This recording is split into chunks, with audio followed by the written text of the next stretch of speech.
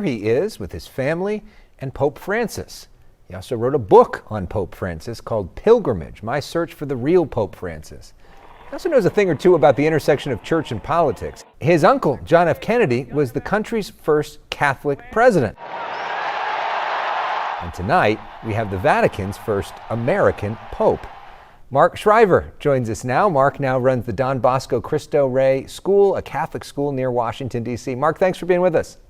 Thanks for having me on. It's great to talk to you. So what does this mean to you personally, a pope born in America?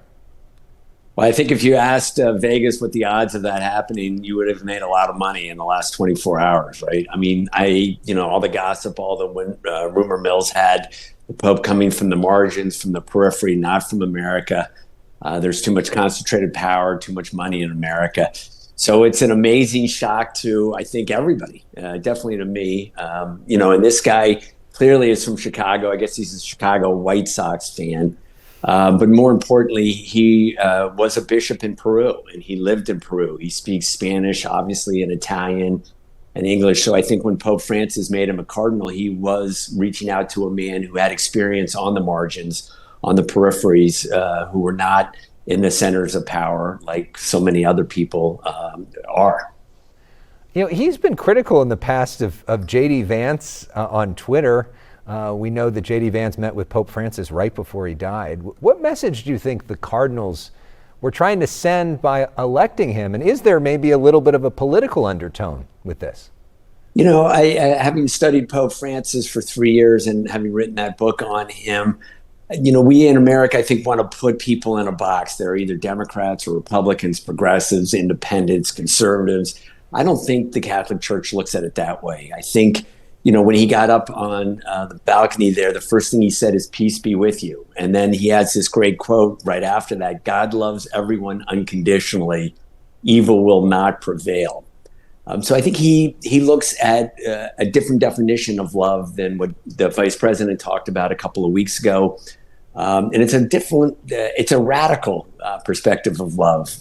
Jesus said, "Love your enemies." And this is what he's talking about: unconditional love. He loves everybody. God loves everybody, whether you're rich or poor, black or white, gay or straight. It doesn't matter. And I think that's the message that the Catholic hierarchy wants to get out. That's the message of Jesus. So I don't think they're saying, hey, let's stick it to, President Trump or somebody else in power across the world. I think they're trying to get the message out, this radical message of Jesus, that love is unconditional, and that Jesus talks about when they ask him, your mother and brothers are here. Jesus said, who are my mothers and brothers? Everybody are my mothers and brothers. It's a different definition of family and love. And I think that's what the message that this Pope Leo XIV is trying to get out, and what Pope Francis tried to get out as well. Yeah, and Pope Francis, as you mentioned, appointed him as a cardinal. What lessons do you think and hope that the new Pope takes from the old Pope, Francis, who you studied so closely?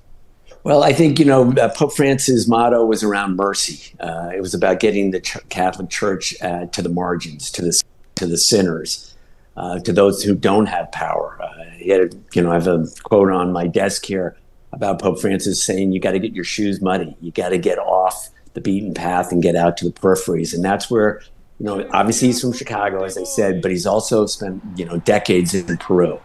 And I hope he takes that message of bringing the voice of the poor and the powerless to Rome and across the world. He talks about unity. That's his motto. Pope Leo XIV, his motto is, although we Christians are many, in the one Christ we are one. So he's talking about unity. He's talking about peace. He's talking about unconditional love as well. And, he's named after Leo XIII, was the leader of Catholic social teaching. He was the Pope who brought that forward, about the emphasis on it was okay for unions, and the importance of a good job, a job that paid a living wage. So these are progressive ideas, I think, that are out there. And I think this is what Pope Leo is really focused on. There's an argument that before today, the most important American Catholic was your uncle, who was the first president who was Catholic. Now, you could certainly argue that the Pope, born in America, is the most important American Catholic ever. How do you think this changes the Catholic Church in this country? In our city of Los Angeles, we have the largest archdiocese of all. What do you think this means for the movement of American Catholicism? I think it's a shot of energy. I mean, he is from Chicago. He's a White Sox fan. I mean, maybe he doesn't like the Dodgers or the Angels. I mean, it's great. He's a real human being. And he's obviously had diverse experiences living in Rome, living in Peru. I think it's great. I'm super excited about it. I'm sure your listeners are as well. And to get that message out about unity, about unconditional love for everyone. It doesn't matter whether you're an American, doesn't matter whether you're a Republican or a Democrat. The Pope, Leo XIV, is talking about unconditional love. And that's really exciting. I mean, it's just powerful and great. And he's had to learn a lot about patience and unconditional love if you're a White Sox fan. It's been a minute.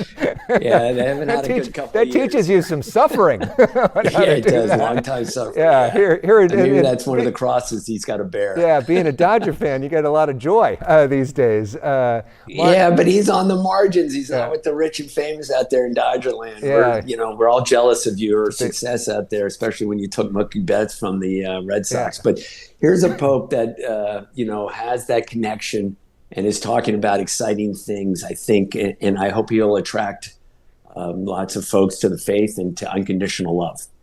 Mark Shriver, thank you so much for the good work that you do each and every day, inspiring people. Really, really enjoyed this conversation.